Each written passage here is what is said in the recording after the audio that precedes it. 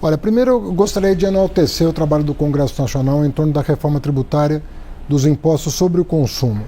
Só para que quem está nos ouvindo compreenda, o Banco Mundial diz que o sistema tributário brasileiro, de 190 países avaliados, está na posição de 184.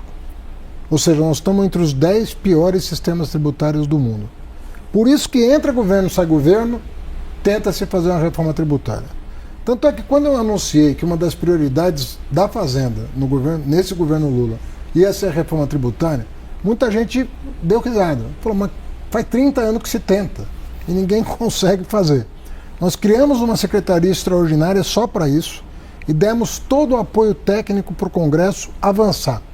Você vai ter uma reforma tributária que favorece a população de mais baixa renda, porque você está desonerando de impostos uma cesta básica ampla, vários medicamentos, vários produtos de consumo da população brasileira em geral. Segundo, que você está desonerando exportações. O exportador vai ter que se despreocupar, porque ele não vai exportar imposto, ele vai exportar mercadorias, bens, serviços, inteligência, criatividade que não nos falta, mas os impostos não precisarão ser pagos porque está desonerado. O investidor, Thaís, não vai mais pagar pelo investimento. Imagina num país com taxa de juro alta, você bota imposto sobre compra de máquina, se ele fizer um empréstimo para comprar a máquina, ele tem que pagar o juro e tem que pagar o imposto sobre o juro. Isso vai acabar. Os impostos serão desonerados de qualquer imposto. Isso vai favorecer muito a nossa indústria, que o ano passado bateu recorde de exportação de produtos manufaturados. 186 bilhões de dólares de exportação de manufaturados. Então nós vamos começar a partir de 2027, porque agora começam os preparativos da inauguração da reforma em 2027, mas o Brasil vai figurar, eu posso assegurar, entre os melhores sistemas tributários do mundo e um dos mais justos e um dos mais eficazes, inclusive para combater sonegação e colocar a alíquota média no padrão internacional, que a nossa alíquota média hoje é a mais alta. Na renda, para não fugir. Isso. Eu sei, mas não posso deixar de fazer um pouquinho de propaganda do que foi sancionado ontem pelo presidente da República. A renda também tem problemas graves. O imposto de renda no Brasil, ele não é tão progressivo como devia ser, sobretudo porque a população que ganha até R$5.000, hoje nós conseguimos avançar até 2 salários mínimos a isenção, né? Mas há uma promessa feita, inclusive pelo governo passado e não cumprida, que o presidente Lula se comprometeu a cumprir. E para que quem ganha até 5.000 pague menos, pessoas que hoje não pagam terão que pagar um pouco mais. Eu vou citar 2 exemplos para dizer qual é o futuro, né? Eu não posso antecipar a medida que o presidente Lula vai encaminhar para o Congresso, que seria até uma desfeita com os parlamentares. Nós sempre procuramos apresentar para os parlamentares um pouco antes, horas antes de apresentar para a imprensa, por uma questão de deferência. Isso tem funcionado muito bem, porque eles se sentem respeitados e as coisas andam melhor. Mas, por exemplo, eu vou dar... quem tinha dinheiro em paraíso fiscal no Brasil não pagava imposto, era chamada offshore, não pagava imposto. Aqueles fundos exclusivos de famílias, fundos fechados, eram isentos de impostos. Isso mudou para nós começarmos a corrigir a tabela do imposto de renda. Então, o que nós estamos identificando? Quem tem muito e paga quase nada, vai pagar um pouco mais. Quem tem pouco e está pagando muito, vai pagar menos ou não pagar. Esse é o princípio básico. De dividendos mesmo? A previsão é que você tenha, na verdade, na minha opinião, a regra que nós estamos imaginando é mais inteligente do que essa. O que nós estamos falando? As pessoas de alta renda têm que pagar um mínimo. As pessoas de alta renda têm que pagar um mínimo. Hoje... O que é o mínimo? Eu vou te dizer já. Hoje, você que ganha salário, você que ganha o servidor público, o trabalhador, você é um seletista, você é um estatutário, um funcionário público, você não escolhe pagar ou não pagar imposto. Ele é deduzido na fonte, você tem um desconto na fonte. Isso não acontece com o grande investidor. Ele que tem ações, que tem isso, tem aquilo, Às vezes a empresa não paga imposto e ele também não paga. Então ele não paga nem no CNPJ, nem no CPF. Nós estamos identificando esses casos. É uma quantidade pequena de brasileiros. Não dá 0,1% dos brasileiros. Só que é o suficiente para permitir que quem ganha pouco deixe de pagar, buscando a justiça tributária de quem hoje não paga e vai ter que pagar um pouco. Nós nem estamos falando de algo acima do que já se paga na fonte. Nós estamos falando de um imposto mínimo de toda a renda que você ofere.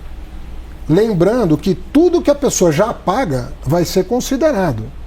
É como aquela alíquota que aparece no programa do imposto de renda, a alíquota efetiva, aquilo passaria a prevalecer para toda a sociedade, inclusive o tal andar de cima que o senhor mencionou desde o início do governo, que seria uma área a ser atacada. De fato, estamos chegando ao momento em que o andar de cima vai passar por uma mudança? Eu acredito que é uma fórmula boa, porque nós estamos levando em consideração o que a empresa paga.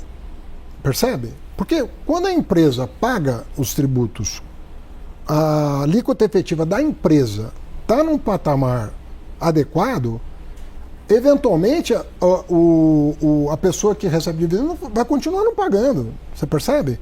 A inteligência da fórmula é justamente identificar quando nem a jurídica nem a física estão pagando. Não é no instrumento, é na pessoa física. No instrumento que eu digo é numa LCA, num dividendo de uma empresa, numa ação? Mas é considerando o que já foi pago.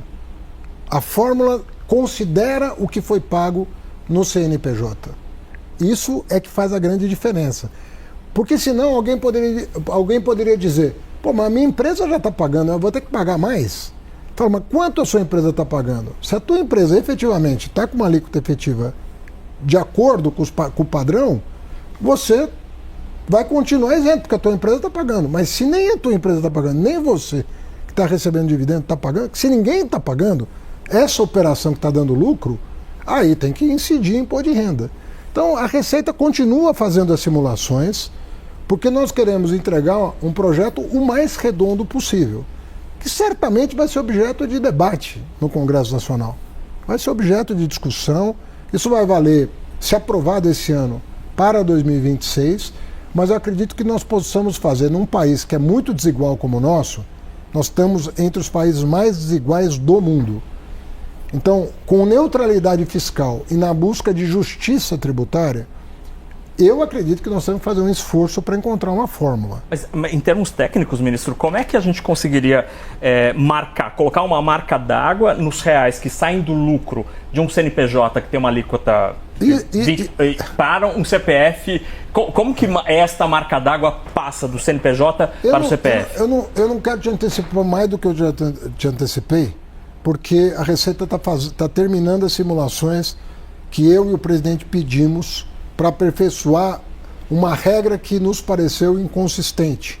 E nós pedimos uma revisão dessa regra no final do ano passado. A Receita está fazendo o trabalho para nos entregar a resposta para que nós possamos tomar uma decisão o mais rapidamente possível. Nós queremos fazer esse aperfeiçoamento e, na minha opinião, não é possível que um brasileiro que estuda o tema, intelectualmente honesto, negue que nós temos que corrigir as distorções, assim como nós fizemos com o imposto sobre consumo, fazer em relação à renda. Para caça às bruxas, não tem nada disso. Ninguém está querendo nada que não seja justiça. E outra, os empresários vão se manifestar, quem tem alta renda vai se manifestar, quem tem baixa renda vai se manifestar. Nós queremos buscar justiça e neutralidade. Ou seja, um jogo de ganha-ganha. Vamos fazer isso com cautela, como fizemos com o imposto sobre consumo. Nós fizemos com muita cautela. O Brasil vai ter uma alíquota média equivalente à dos países desenvolvidos. Obviamente que a alíquota máxima do Brasil, em função das exceções, ela cresce, a máxima, mas a média vai ser compatível com o que tem de mais moderno no mundo hoje. Ministro, a Thaís... Eu sei que a oposição já está falando, mas o Brasil vai ter a maior alíquota do mundo. A alíquota que conta é a média. Se carne você paga 0 e outra coisa você paga 25, a média não é 25. Porque tem muitos bens de consumo que terão o seu imposto zerado e de consumo de larga escala. Quando você fala de carne, comida, remédio, é a população inteira consumindo e não vai pagar nada. Outros vão pagar uma alíquota de 12%, outros vão pagar uma alíquota... Mas a média vai estar compatível com o que tem de mais moderno no mundo. Ministra Thaís Heredia vai te fazer uma pergunta, mas eu quero só lembrar para vocês que estão nos assistindo que essa entrevista está em transmissão simultânea com CNN Mania, né, Fernando Nakagawa? Obrigado. Thaís. O pai do Money está aqui, O pai do Money tem que lembrar. aqui, exatamente, Thaís. Ministro, eu quero falar um pouco do ambiente desse debate todo que o senhor vai travar aí sobre a renda, né, que não vai ser só sobre a renda. E aí eu quero tocar especificamente no que a gente está vendo nos últimos meses. Fazer uma pergunta sincera para o senhor. O que está acontecendo, ministro, de setembro para cá? O governo parece ter perdido a rédea. O que vocês falam, a população não acredita. Vide a crise do PIX. O que vocês fazem, o mercado financeiro não acredita. O investidor não acredita. Vide taxa de juros que o Tesouro está pagando para financiar a dívida. O que está acontecendo? A crise de confiança escalou para a credibilidade. Como é que vocês vão sair disso? Tá. Bom, provocativamente vou te responder. O que vocês fazem a população também não acredita. Porque vocês ficaram aqui a semana inteira dizendo que era mentira a questão do PIX. E a população preferiu acreditar no mentiroso. Mas a política pública não é nossa, ministro. Não, mas vejam a crise que nós estamos vivendo. Sim, eu entendo, mas a política pública não é nossa. Você não fez a pergunta? Fiz, desculpe. Se você quiser complementar... Não, é só fazer esse complemento, que a política pública não é da imprensa. Sim, né? mas o trabalho de informar é de todos nós. E às vezes nós não estamos conseguindo informar, não é por culpa da imprensa ou por culpa do governo. Eu estava conversando com alguns especialistas esses dias. E algumas pessoas falaram para mim, Haddad, nós temos que tomar mais cuidado com o que a gente vai falar, pensando no mentiroso. Eu falo, olha, mentira é que nem vírus. Você só consegue produzir a vacina depois de você conhecer o vírus. Você não consegue produzir a vacina para um vírus que você não conhece. Veja o que aconteceu essa semana. Eu tenho para mim que o Bolsonaro está um pouco por trás disso. Porque o PL financiou o vídeo do Nicolas, o Duda Lima foi quem fez a produção, foi quem fez a produção daquele vídeo, e eu penso que o Bolsonaro tem uma bronca da Receita Federal pelas questões conhecidas. A Receita Federal descobriu o roubo das joias, a Receita Federal abriu investigação das rachadinhas, a Receita Federal abriu a investigação sobre os mais de 100 imóveis comprados pela família Bolsonaro sem uma notável fonte de renda, uma vez que são todos parlamentares que não têm renda suficiente para aquisição de patrimônio naquela proporção. Então, os Bolsonaro, eles têm uma bronca da Receita Federal por conta desses 3 episódios: compra de imóveis, roubo de joias e rachadinha. Foram investigados, mas eles têm um problema com a Receita. Então, eles não escolheram a Receita Federal, na minha opinião, por outra razão. Então, eles ficaram com lupa ali nos atos burocráticos da Receita, que são tomados há mais de 20 anos, para combate ao crime organizado, combate ao crime cibernético, combate à lavagem de dinheiro. Ninguém está falando do vendedor de bolo, do feirante, da pessoa do Uber. Nós estamos falando de roubo de combustível. Está cheio de posto de gasolina envolvido nisso. Nós estamos falando de grandes crimes cibernéticos que são feitos via instituições de pagamento fora do sistema bancário. É disso que a Receita cuida. Ministro, eu fiquei com quiseram vender a tese de que a Receita, com poucos funcionários que tem, vai fiscalizar o pequeno negócio. Mas eu fiquei com uma dúvida. Não tem que fiscalizar, na sua avaliação, o pequeno negócio? Ele não tem que pagar imposto? A Receita Federal, ela não tem uma quantidade de funcionários suficiente para o pequeno negócio. Mas conceitualmente, deveria ou não deveria pagar imposto? Mas os estados fazem isso. Os estados têm mais informações do que a Receita Federal. Os estados fazem um trabalho em relação ao ICMS em relação a isso. Você pegar aqui o fisco de São Paulo, de Minas Gerais, do Rio Grande do Sul, de Goiás, do Rio de Janeiro, eles fazem esse trabalho. E recebem todas as informações que o Nicolas criticou. Mas ele, evidentemente, omite a informação. O problema do bolsonarismo não é com a Receita Estadual. Porque não foi a Receita Estadual que investigou os Bolsonaro. Quem investigou o bolsonarismo foi a Receita Federal. E é por isso que as atenções se voltam para a Receita Federal, que eles tentaram destruir. Porque se você for lembrar, quem defendia o imposto sobre o PIX era o Guedes.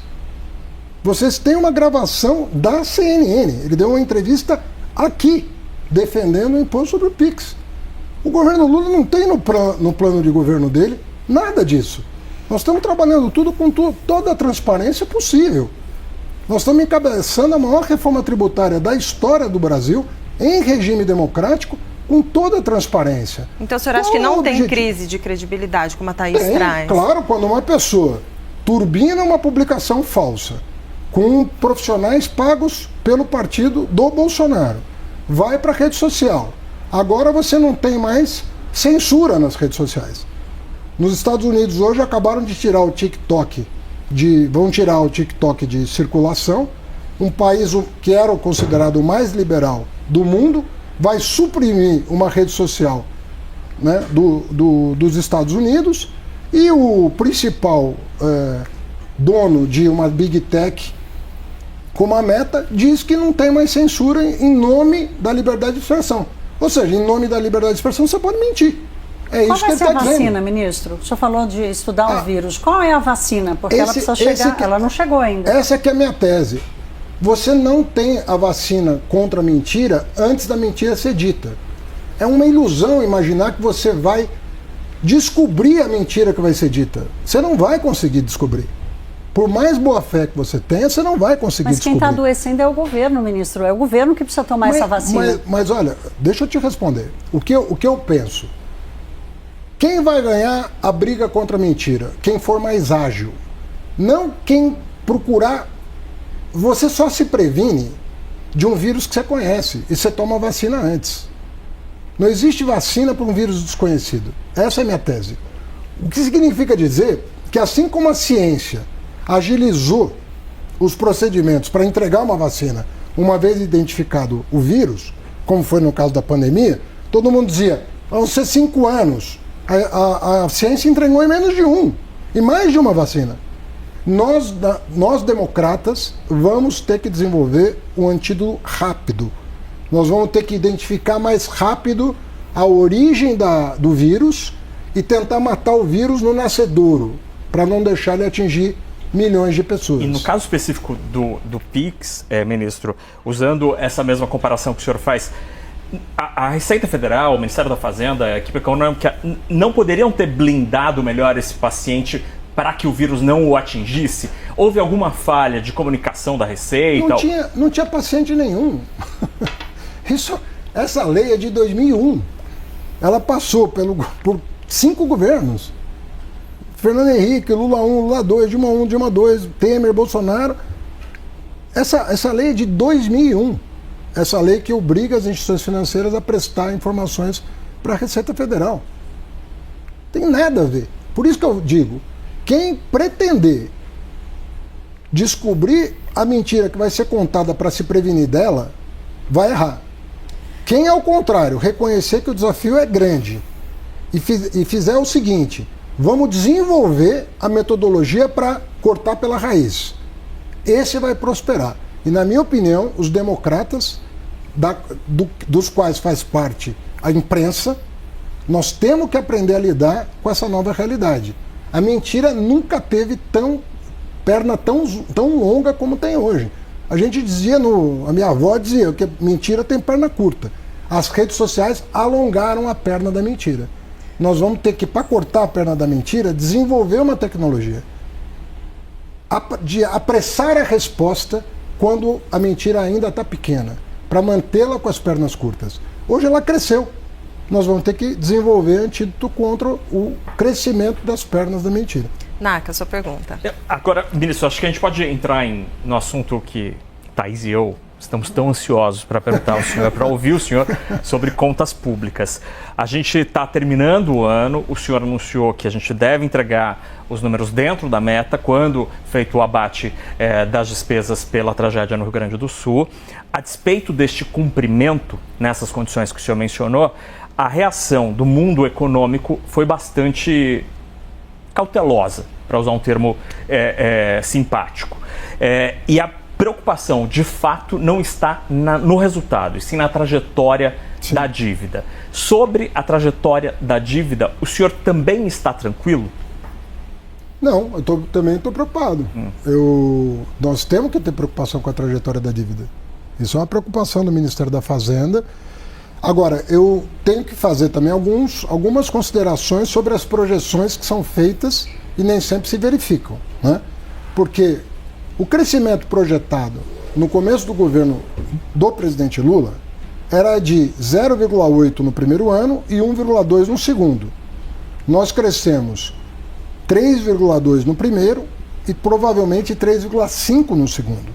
Quer dizer, nós crescemos quase 7% em 2 anos contra uma projeção de 2%. Então, vamos lá, vamos com um pouco de calma. O déficit do ano passado, que foi 0,1%, estava previsto em 0,8% no começo do ano, antes do Rio Grande do Sul. E nós não íamos faltar ao Rio Grande do Sul diante daquela tragédia.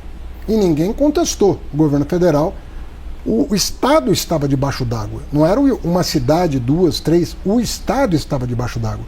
Nós investimos no Rio Grande do Sul alguma coisa em torno de 40 bilhões de primário, de gasto primário, mais de 30 bilhões de gasto primário, fora o financiamento subsidiado, que foi o dobro disso.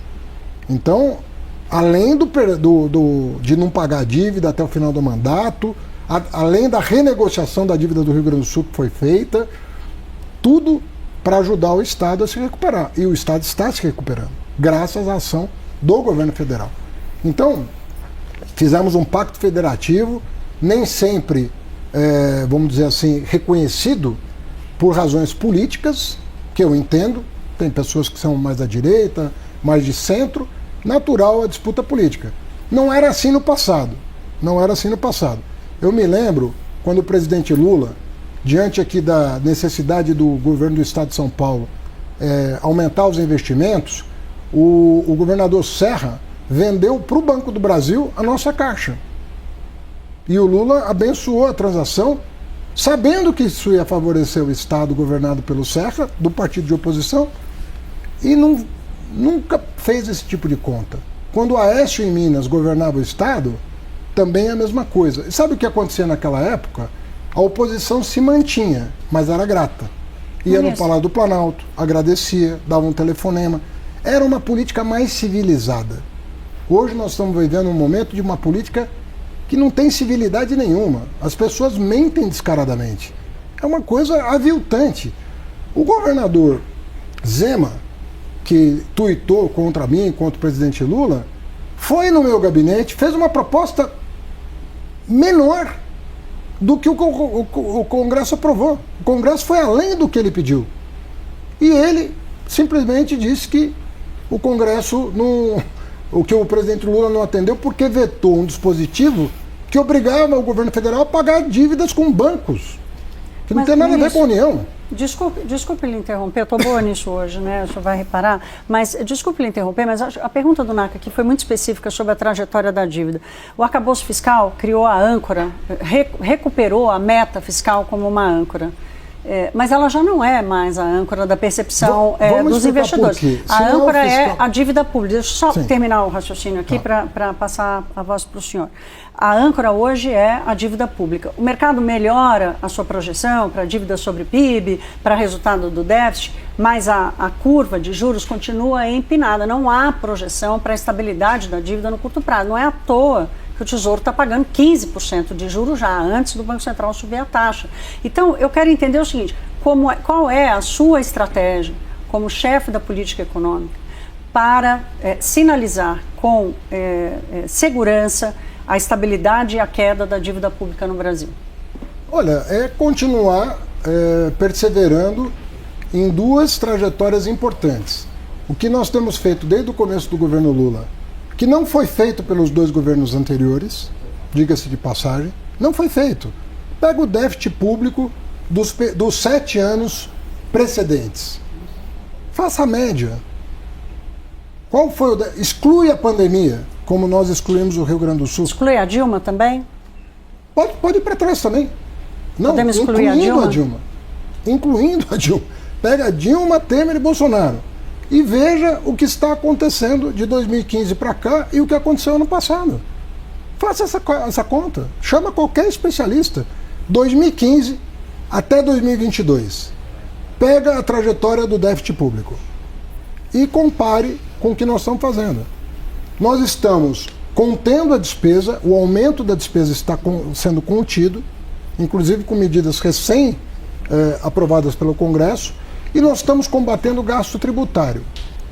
Eu sei que incomoda quando eu falo isso, mas eu sou obrigado a falar. Se as medidas provisórias do ano passado não tivessem sido devolvidas, acabando com 2 privilégios de setores econômicos, nós teríamos um superávit primário o ano passado. O primeiro estrutural, em mais de 10 anos. É disso que eu estou falando. Quando eu falo isso, eu não estou querendo agredir ninguém, nem falar que o Congresso fez desfeita, porque o Congresso também tem a posição dele. O Congresso nos ajudou muito a melhorar as contas públicas. Nós não conseguiríamos o resultado do ano passado sem o Congresso, mas o resultado poderia ter sido melhor ainda, se nós tivéssemos acabado com alguns privilégios que estão com data marcada para terminar, mas não no prazo que o país precisava. E eu disse para muitos empresários, se vocês não voltarem a pagar impostos devidos, não estamos falando de novo imposto, não estamos falando de nova alíquota, nós estamos falando do que vocês devem. Se vocês não voltarem a pagar o que vocês devem, vocês vão pagar mais juro. E foi o que aconteceu. Ministro, deixa eu te perguntar. Olha, o senhor disse que o pacote que foi apresentado de corte de gastos ou de contenção de despesas, ele não era uma bala de prata e que dentro da caixa de ferramentas do governo, há outras ferramentas que podem ser usadas. Eu gostaria de entender, hoje na equipe econômica, estão sendo discutidas, estão sendo forjadas outras ferramentas que ainda não foram apresentadas ao presidente Lula? Ou Débora, esse é o nosso trabalho diário. O teu trabalho aqui é fazer jornalismo. O meu trabalho lá é arrumar a bagunça que eu herdei e melhorar o ambiente de negócio. Me conta Agora, concretamente. Veja bem, o ministro da Fazenda, primeiro, ele não pode anunciar uma medida que ele sequer submeteu ao presidente da República. Mas tem novidade ou coisas que o presidente já recusou? Mas tudo será novidade quando anunciado. Não tem como não ter. Porque eu acho porque eu tenho uma demanda para entender. É que vocês, com razão, querem uma antecipação de coisas que eu não posso fazer. Exatamente. Mas o meu trabalho e o trabalho da minha equipe é todo dia, todo santo dia. A gente chega às 8 da manhã, sai 8 da noite. Você conhece a minha jornada de trabalho, pensando em fórmulas de melhorar o ambiente de negócio, que aí é reforma tributária, reforma do crédito, reforma do lei de seguro, transformação ecológica, biocombustível, o que você quiser. É o ambiente de negócio. E a outra tarefa é arrumar a bagunça que nós herdamos do governo anterior. Porque quando às vezes as pessoas falam em corte de gasto, deixa eu dizer uma coisa para vocês. Tem gastos que foram contratados num governo anterior e que não foram pagos. Vou dar um exemplo meritório. O Fundeb foi multiplicado por 2,3. Saiu de 10% para 23%. Com apoio do PT. Eu falei meritório. Você não tira só para pontuar. Da boca. Só para pontuar, eu disse ministro. Meritório. O Fundeb é uma conquista do governo Lula. Então vamos combinar. Nós, quando botamos 10% lá, eu terminei o meu mandato no MEC com tudo pago. Eu não deixei nada para o meu sucessor. E podia ter deixado, porque meu sucessor foi do mesmo partido que eu. Mas não deixei. Quem está pagando o Fundeb é este governo. Não é o governo anterior que o Congresso atropelou para pagar. O nível de emendas parlamentares herdado, nós estamos pagando. com toda essa dificuldade envolvendo o Supremo, envolvendo o Executivo, envolvendo o Legislativo, essas contas todas estão sendo pagas agora. E foram contratadas no governo anterior e às vezes estão na Constituição. Quer dizer, como é que você vai... Você tem que correr atrás para organizar. Os precatórios, o calote dos precatórios. É muito fácil arrumar conta dando calote.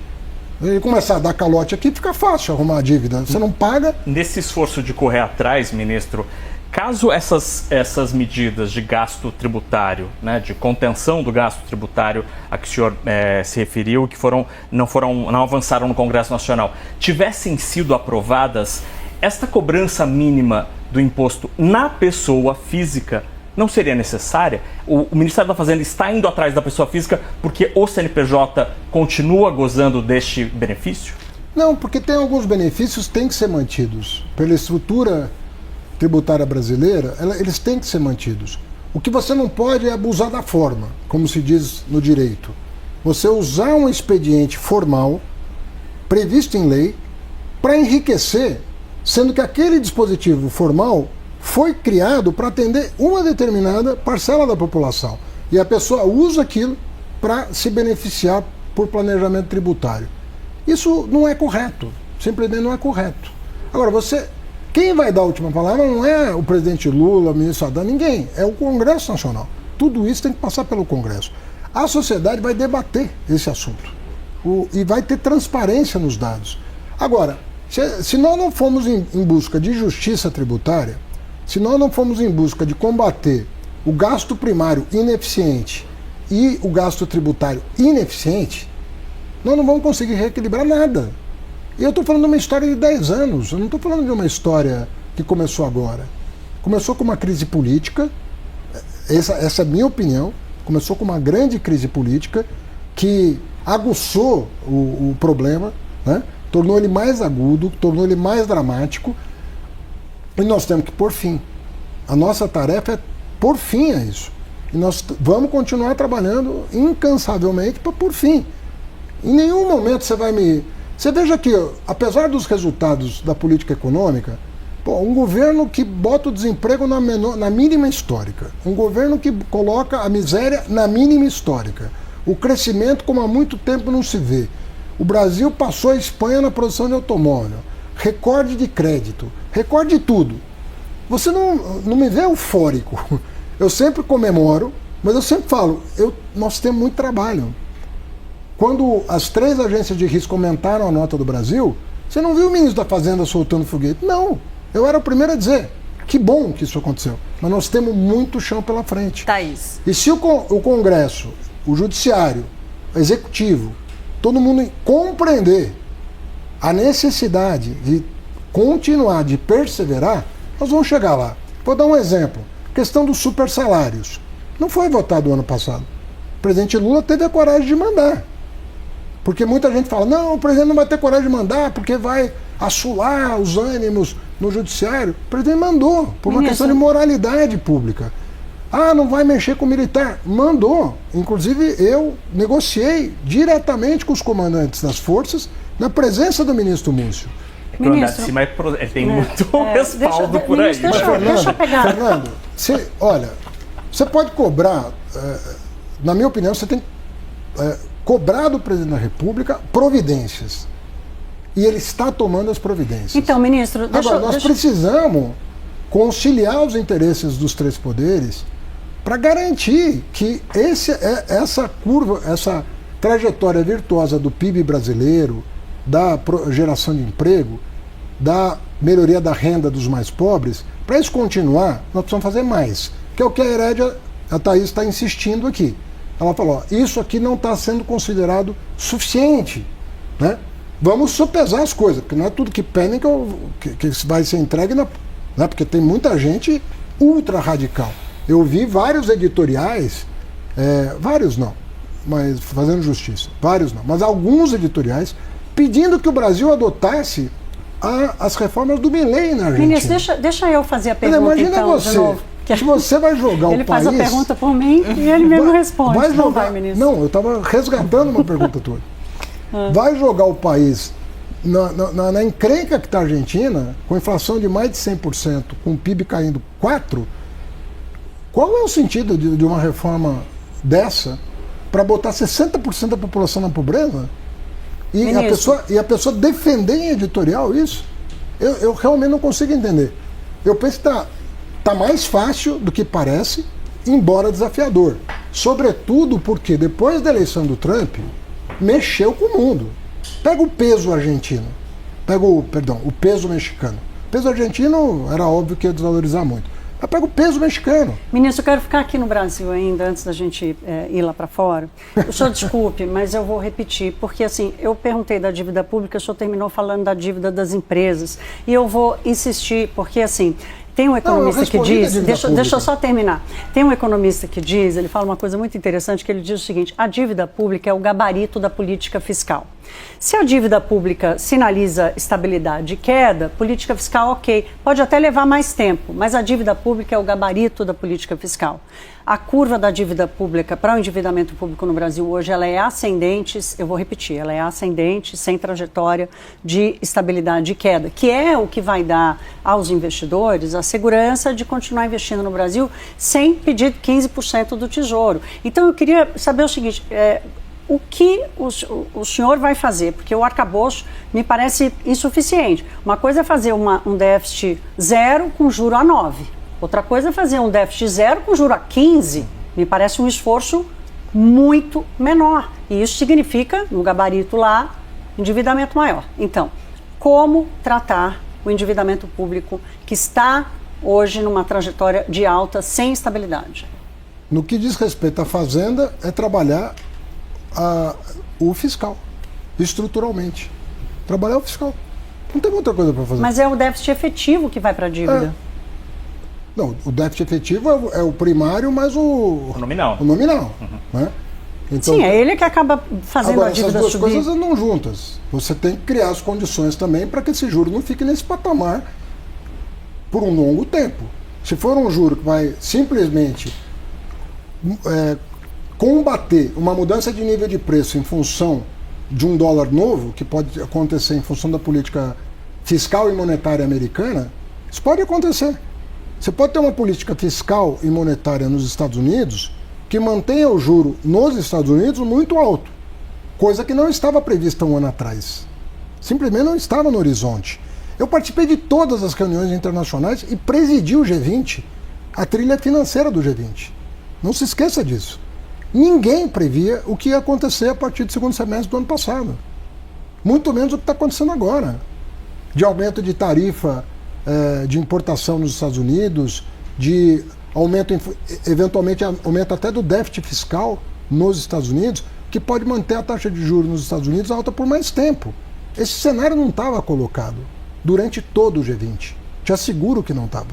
Nenhum analista previu o que está acontecendo. Diante disso, nós temos que voltar para a mesa, nós temos que voltar para a planilha. É uma realidade nova.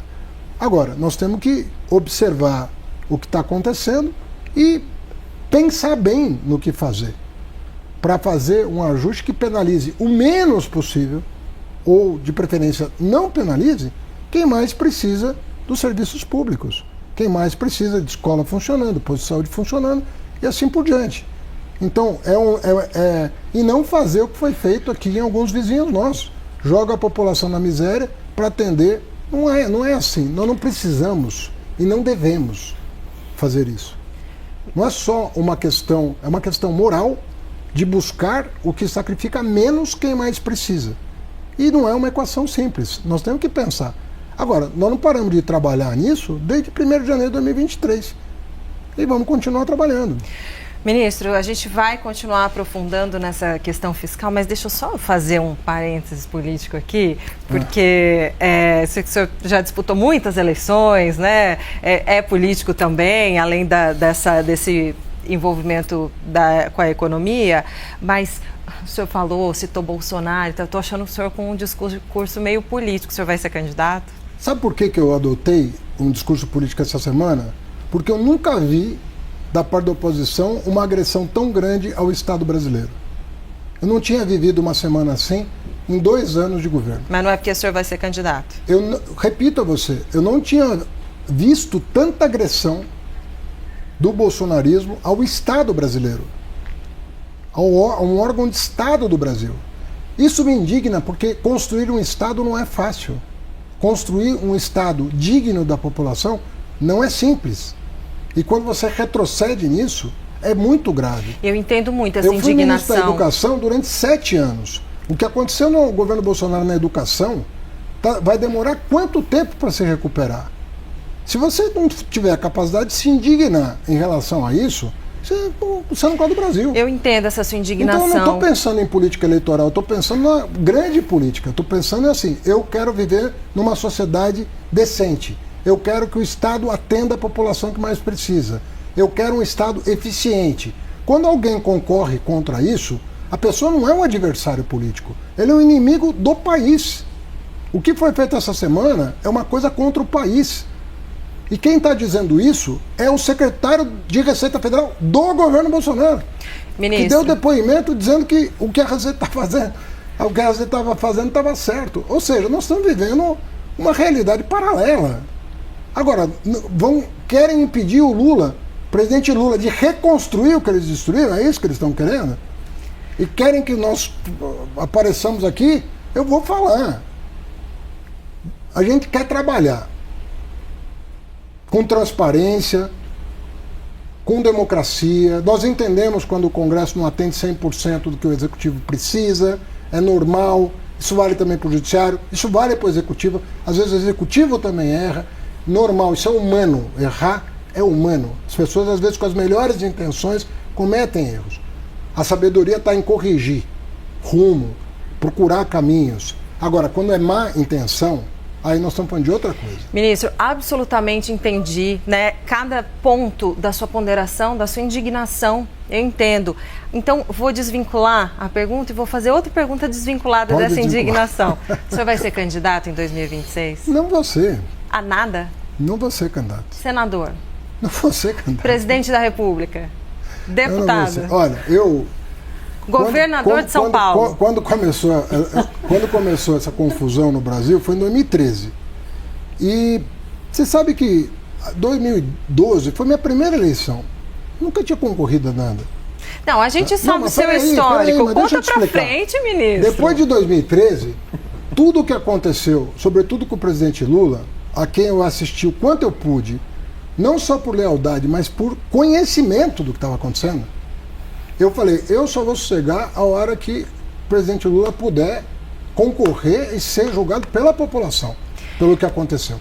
Ele foi julgado. Então, eu estou muito tranquilo, mas muito tranquilo, que o trabalho que foi feito pelos meus companheiros todos, pelo PT, que amargou por todo mundo, por todos os partidos progressistas, independentemente de petismo, PSB, PCdoB, PV, todo mundo que se juntou para defender a democracia, eu fiquei muito feliz com a volta do presidente Lula ao poder.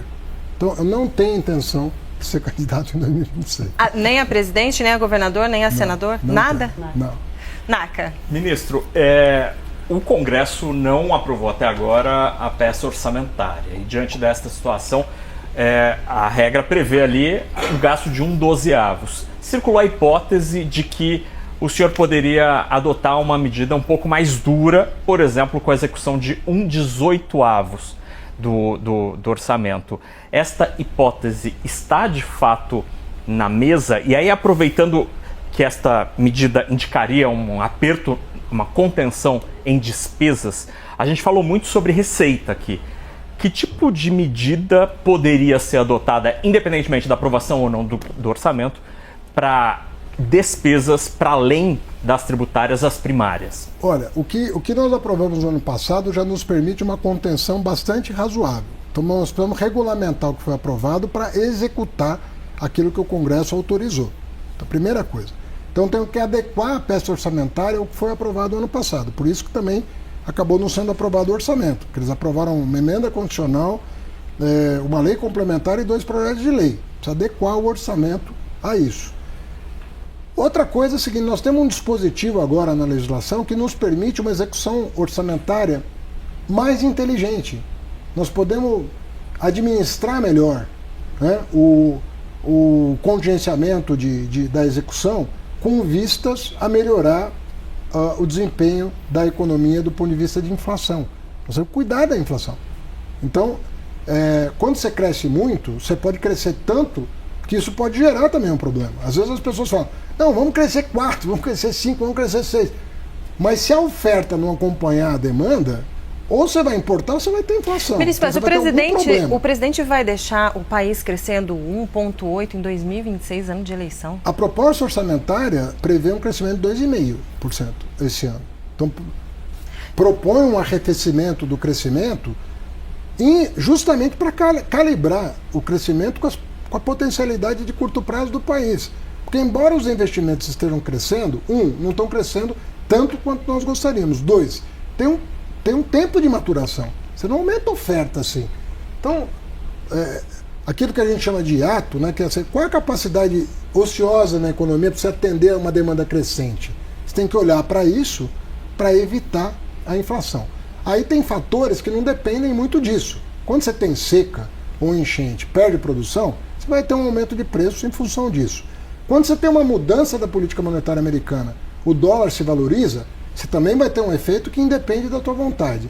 Tudo somado, você tem que sentar e verificar o que é permanente, o que é sazonal, o que é estrutural e tomar as medidas para evitar um descompasso. Mas isso, quando adiciona essa lista que o senhor colocou, a seca ou uma mudança nos Estados Unidos, tem um outro item que é a crise de confiança sobre o governo, né, que também colaborou para a piora da percepção fiscal, para o aumento da taxa de juros, para o aumento do dólar, que vai gerar mais inflação e está demandando um Banco Central mais forte. Há uma preocupação se o Banco Central está perdendo a sua potência, porque a política fiscal dominou a política econômica do país. Então, eu queria lhe ouvir, o senhor acha que o governo tem que lidar como com a crise de confiança? O que os agentes de mercado gostariam era ouvir da boca do próprio presidente Lula, porque o senhor conversa com a Faria Lima, o senhor conversa com os empresários, essa interlocução ainda está feita. O que os agentes econômicos gostariam era de perceber que o presidente Lula tomou a decisão de tirar a dívida pública, de colocar as contas públicas numa trajetória sustentável e essa declaração ainda não veio. E qual a pergunta? A pergunta é, como é que será essa gestão? Como é que o senhor vai lidar com a crise de confiança, que é esse item a mais aí nos ingredientes que o senhor colocou para a situação atual? Olha, eu tenho ouvido de alguns interlocutores essa questão. Eu não acredito em dominância fiscal. Esse diagnóstico que estão fazendo, eu realmente não comprei. Posso estar errado, eles erraram tanto que eu posso errar uma vez, né? Por enquanto, tá do lado de lá. Eu não acredito em dominância fiscal nesse momento. Eu acredito que a política monetária vai fazer efeito sobre a inflação. Tem gente no mercado que diz que não fará. Na minha opinião, ela fará efeito. Então nós vamos ver os próximos capítulos dessa novela se a política monetária autônoma do Banco Central, porque as pessoas debatiam, será que vai ser autônomo? A maior prova de autonomia do que essa é impossível. Mas você acha que o presidente Lula tinha que ser mais ativo? Ele tinha que assumir esse discurso pela política fiscal? O presidente Lula, na minha opinião, com muita razão, estranha um pouco o fato de que uma pessoa que governa 10 anos um país, governou 8 mais 2, tem que ficar provando que tem responsabilidade fiscal. E ele fala, nós vamos fazer o que for preciso para entregar o país melhor, né? Não sei se as pessoas que estão hoje operando no mercado conheceram o governo Lula, porque faz 20 anos que o governo Lula 1 começou. Não sei se as pessoas têm a lembrança. O presidente pegou uma dívida maior que 60%, entregou menor que 40%. A dívida pública, né? Então tem uma série o presidente foi o que mais acumulou reservas cambiais na história do país. O presidente foi quem achou o pré-sal que sustenta a balança comercial até hoje do Brasil. Então, às vezes, na minha opinião, tem um lado, né, que, na minha opinião, extrapola um pouco o que seria. Isso não sou eu que estou dizendo, viu? O presidente da FEBRABAN, outro dia, foi dar uma entrevista dizendo, o pessoal está exagerando um pouco. Então, eu não estou tirando a razão, até porque você não pode culpar alguém por ter uma percepção, né? Se a percepção da pessoa é aquela, que você vai fazer? Mas nós temos que conversar mais com esse povo e mostrar o que nós estamos fazendo, sim. Minha equipe faz isso o tempo todo, está em interlocução o tempo todo. Mas eu penso que no final do ano passado houve um certo exagero na reação. O senhor e tá eu continuo acreditando que a política monetária terá um efeito muito maior do que as pessoas imaginam. Então, se isso é verdade, o que chamam de dominância fiscal, a gente está usando o termo técnico, ela não se impõe. Isso significa o quê? Significa que a política monetária vai ter efeito e que a política fiscal tem que ser mais perseverante. E aí é que eu introduzo o quadro externo. O quadro externo, ele mudou. Nós não sabemos por quanto tempo. E nós temos que levar isso em consideração. Porque não era o que estava previsto no começo do ano passado. O começo do ano passado, ele era de um outro horizonte, para o mundo. E ele mudou radicalmente. Nós precisamos compreender isso, nós precisamos processar isso, e nem sempre o tempo da política processa isso com a velocidade devida, mas se processar isso e compreender o novo tempo, nós vamos tomar as providências necessárias. Mas a política monetária o senhor, tem seu peso. O senhor foi muito vocal ao fazer a defesa, me parece absolutamente necessária, da democracia, dos valores democráticos. E aí eu queria ouvir o senhor sobre como esse assunto chega no mundo da economia. Hoje o senhor é o grande nome que faz a ponte com o mundo da economia, com o mercado financeiro do governo. E ao longo dos últimos anos, tanto no Brasil como em outros países, parece que o mundo da economia ali, o mercado financeiro, não dá tanta bola assim para este assunto, ou coloca ele numa posição talvez não prioritária na lista de assuntos que deveriam ser defendidos. Causa frustração para o senhor perceber que os temas democráticos não engajam tanto no mundo da economia? E pergunto isso por quê? Porque hoje, diante deste diagnóstico fiscal, o que a Faria Lima, o Leblon gostariam do senhor, especialmente do presidente Lula, era uma indicação forte de compromisso fiscal. E quando o senhor traz à tona este outro assunto, talvez gere frustração nesses agentes. Eu penso que é curioso o FMI dizer que o Brasil foi o terceiro país emergente que mais esforço fiscal fez no ano passado, não tem esse reconhecimento. Eu não estou pedindo para ninguém dizer que está bem, que está tudo bem. Ninguém está pedindo isso. Porque não está tudo bem? Porque não está no mundo. As coisas não estão bem. Bom, um juro nos Estados Unidos, no patamar que está, ninguém pode estar despreocupado com isso. Não existe essa. Mas desculpa, eu interrompi aqui o seu raciocínio. Mas o que eu quero dizer é o seguinte: ninguém está pedindo nada que não seja assim, reconhecer, olha, o país está crescendo, olha, o país está com mais desemprego, o país está com menos desigualdade. O fiscal melhorou, foi melhor do que a gente previa. Pô, legal. Mas, Haddad, olha, Lula, olha, Brasil, ainda tem muito o que fazer, a situação externa piorou, tem conta do governo passado ainda que não foi paga, que vai ter que ser paga. Ok, vamos continuar trabalhando. Agora, você pedir, isso não é um juízo de valor sobre quem está no mercado financeiro, eu já estive lá. Isso não é um juízo de valor de quem está no mercado financeiro. Mas o mercado financeiro, estrito senso, não estou falando das pessoas, eu estou falando do dinheiro que está lá para se valorizar, não importa o que aconteça no mundo. O cara não quer o dinheiro, estou falando do dinheiro porque ele ganha uma autonomia quando ele está no fundo. Ele não é mais uma pessoa, ele é uma coisa que quer se valorizar, é como um bicho que quer crescer. Isso que é o dinheiro. Quando ele está lá na Faria Lima, ele não quer saber da pobreza, do Milei, 60%, ele não quer saber da democracia, ele quer saber, no fim do ano eu vou ser maior do que sou hoje? Isso que o dinheiro se pergunta. E ele é um ser cheio de medo e ambição. Esse que é o bicho que nós estamos lidando. Então, quando você pergunta, a Faria Lima não está preocupado com a democracia? Assim, o Rafael da Faria Lima, o Matheus da Faria Lima, estava preocupado com a democracia. Mas quando ele está numa mesa de operação, ele está preocupado em entregar o resultado para quem confiou o dinheiro a ele. Então, é estranho dizer isso, mas o capital, ele quer crescer, ele quer se desenvolver. E no caso do capital financeiro, ele não está nem preocupado com produção. Ele não está preocupado se vai produzir mais ou menos. Ele quer saber se a ação vai valorizar. Vai poluir, mas a ação vai valorizar. Então, ali é um nicho que E não é a pessoa, não estamos falando de pessoas, nós estamos falando de um modelo de negócio que foi construído assim. Aquelas pessoas são pessoas como nós. Eu queria... Não adianta demonizar. Claro, é exatamente isso que eu quero dizer, lembrando que depois da aprovação do teto de gastos, com a queda estrutural da taxa de juros, aí sim estrutural, o mercado de capitais no Brasil finalmente se desenvolveu. A Bolsa tinha 600 mil CPFs, hoje tem 6 milhões. Então nós estamos falando de pelo menos 6 milhões de brasileiros que enxergaram no mercado de capitais e no financiamento dos negócios e das empresas, comprando ação, e claro, é um investimento, portanto tem que haver rentabilidade, uma forma de ter um retorno para o seu dinheiro. Então, para desfulanizar aí essa conversa.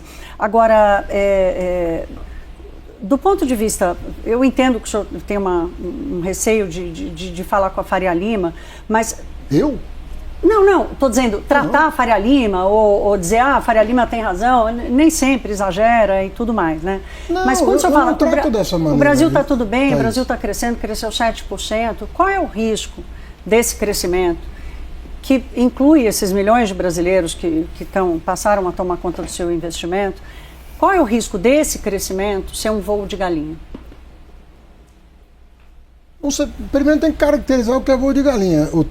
Esse tempo todo aí de 2015 a 2022 foi o quê? Nem voo foi. Nós crescemos 1% de média, 1,5% de média. Então, comparativamente, o voo da galinha está ganhando do que acontecia até ontem.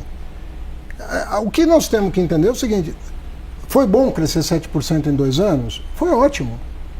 Agora, nós temos que tomar medidas para que isso não seja um soluço apenas, para que isso tenha uma continuidade. Né? O que nós queremos... então precisa desacelerar um pouco.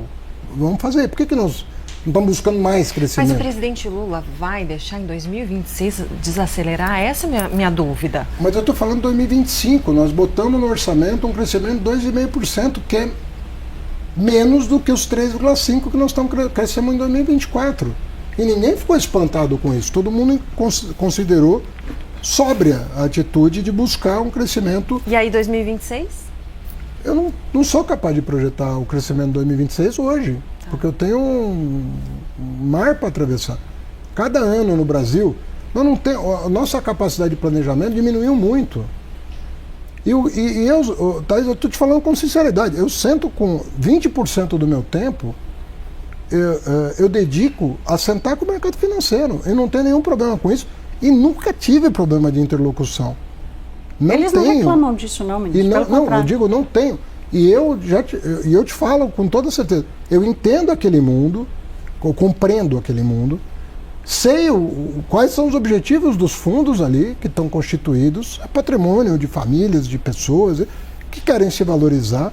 Isso é assim no mundo inteiro, que não é pior nem melhor do que nenhum outro lugar, né? E eu tento lidar com isso com a compreensão daquele fenômeno. E que eu dependo da percepção, da boa percepção que eles tenham sobre o Brasil para o Brasil funcionar melhor. Então, para mim, eu não tenho essa questão. Eu compreendo a economia que nós organizamos, tento melhorá-la, né, na medida das minhas possibilidades, e nunca demonizei, nem sento com o setor produtivo. 80% do meu tempo eu gasto com o setor produtivo, ou invisto no setor produtivo, conversando com a Anfávia, conversando com Fiesp, conversando com todo mundo, para melhorar. Na reforma tributária, quantas horas nós dedicamos, o API e eu, para tirar aquilo do papel?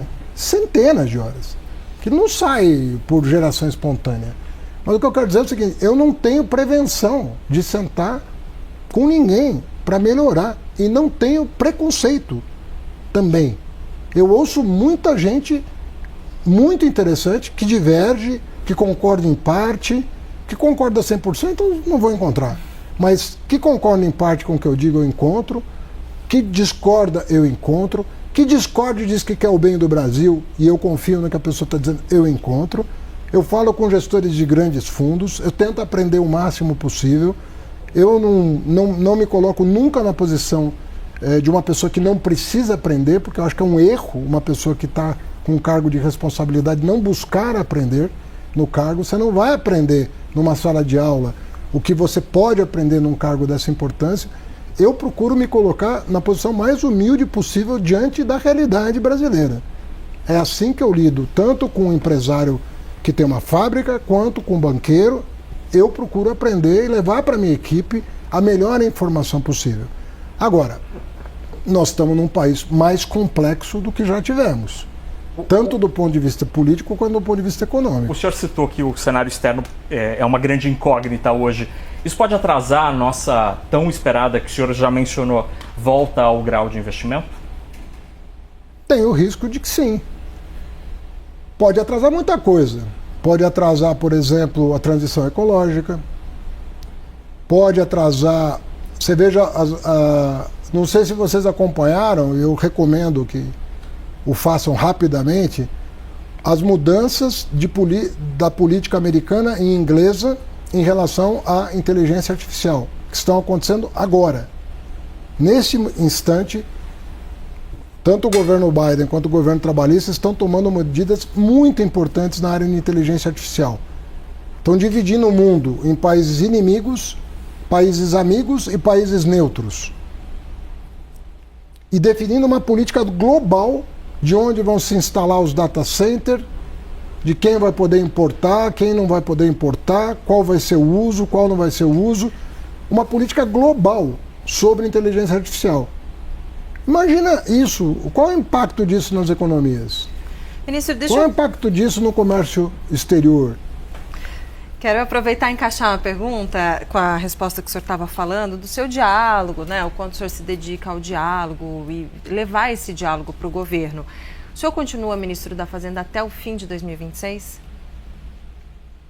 Eu sim, mas é uma atribuição que não é minha, né? Mas não posso dizer uma coisa que compete ao presidente. Uma vez o senhor mencionou que a sala de aula está sempre lá para o senhor. Essa é uma hipótese que o senhor Não, levanta? sabe por quê? Porque tem muita gente que assim, por vocação ou por desejo, vê a política como uma profissão. E eu nunca vi a política como uma profissão. Né? A pessoa, o que você é? Político. Quando me perguntam o que eu falo, sou professor. O que você está fazendo? Estou com um trabalho lá no Ministério da Fazenda. É assim que eu vejo a coisa. Não, ministro, então, é uma outra maneira de ver. Eu te pergunto até para... Então, porque vai ter reforma ministerial, né? E assim, não, se mantém, né? Você está fazendo para mim uma pergunta constrangedora que compete ao presidente responder. Desculpa. O que eu estou dizendo é o seguinte, eu assumi um cargo para entregar um trabalho. Eu penso que o que eu entreguei até aqui é relevante para o Brasil. Eu penso que as leis que foram aprovadas até aqui, na área ambiental, crédito de carbono, toda a parte de formulação de política pública voltada para energia verde, etc. Toda a questão regulatória de crédito e seguro, a reforma tributária que é a mais ampla já feita. Eu fico feliz de ter podido entregar isso. Eu penso que a reforma tributária, ela não tem efeito imediato como o Plano Real, mas ela é tão importante quanto o Plano Real para a economia brasileira. É minha percepção. Claro. Né? Agora, eu assumi um trabalho para entregar um resultado, como eu fiz na Prefeitura, como eu fiz no MEC, é assim que eu vejo. Mas quando eu falo isso, eu só quero dizer que quando eu chego num hotel, tem lá profissão, eu boto professor universitário. É isso que eu me reconheço como sendo. Então eu não tenho uma relação com a política eleitoral, política cidadã. Eu vou até morrer, vou defender minhas ideias. Mas essa coisa de ter que ter um cargo, ter que ter mandato, ela pode acontecer ou não na minha vida. Não é uma coisa da qual eu dependa, porque eu me vejo como um professor que está colaborando com a política, na medida das suas possibilidades. É assim que eu me enxergo. Thaís. Naka, quer fazer primeiro? Pode fazer. Ministro... Fico com a última, tá bom. Sim. Ministro, o dólar vai voltar abaixo de R$6? Peraí que eu vou gravar. Ontem ele deu uma lambida ali, né? Já bateu 5,99 ali. Eu não sei, porque o câmbio não é fixo no Brasil. O patamar que o dólar se estabiliza é um patamar que depende de variáveis que nós não controlamos, né? E uma delas é o juro externo, as condições geopolíticas, tem uma série de coisas que afetam o preço do dólar. Se eu dissesse que hoje eu compraria dólar a 6, não. Eu não compraria acima de 5,70. Eu não compraria. Esperando que ele chegue... Na minha opinião, qualquer coisa acima de 5,70 é caro. Para as condições de fundamento, para os fundamentos da economia brasileira hoje, eu não compraria, mas eu não vou fazer recomendação de compra e venda aqui porque eu não sou consultor. Mas